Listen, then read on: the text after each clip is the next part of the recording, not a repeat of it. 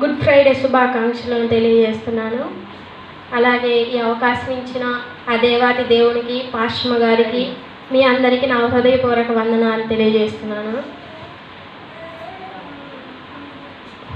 దేవుడు సిలువలో పలికిన 7 మాటల్లో 5వ మాట మనము చూద్దాం. ఇప్పుడు దేవుడు పరిశుద్ధ గ్రంథం నుండి యోహాను సువార్త 19వ అధ్యాయము 28వ వచనము. టైము లేదు కనుక పాస్టర్ గారు 10 నిమిషాలు ఇచ్చారు కనుక క్లుప్తంగా ముగించడానికి ట్రై చేస్తాను.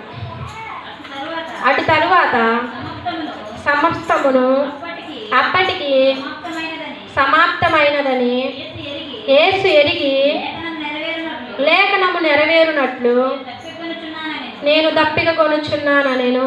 హల్లెలూయా, హల్లెలూయా.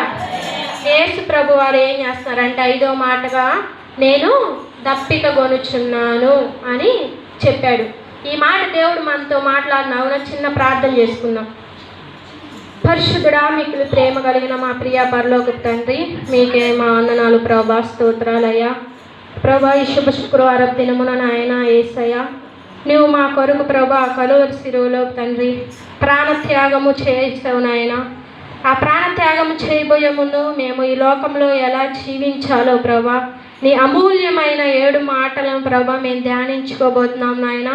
ఇంతవరకు ప్రభా 4 మాటల్లో మీరు తోడుగా ఉన్నారు తండ్రి. 5వ మాటను ప్రభా మేము బోధించుకోబోతుండగా ప్రభా నీవు నాలో ఉండి ప్రభా మాట్లాడని ప్రార్థిస్తున్నాం నాయన. మాట ఉంచమని ప్రార్థిస్తున్నాం నాయన. మీరు ఏదైతే తండ్రి నీ బిడ్డలకు తెలియజేయాలనుకున్నారో అది నాలో ఉండి మీరు పలికించమని ప్రార్థిస్తున్నాం నాయన. వినగలిగే చెవులను నీ బిడ్డలను దయచేయండి. గ్రహించే హృదయాన్ని దయచేసి పరిశుద్ధ నామంలో బతిమలాడి అడిగి వేడుకొని ప్రార్థిస్తున్నాను.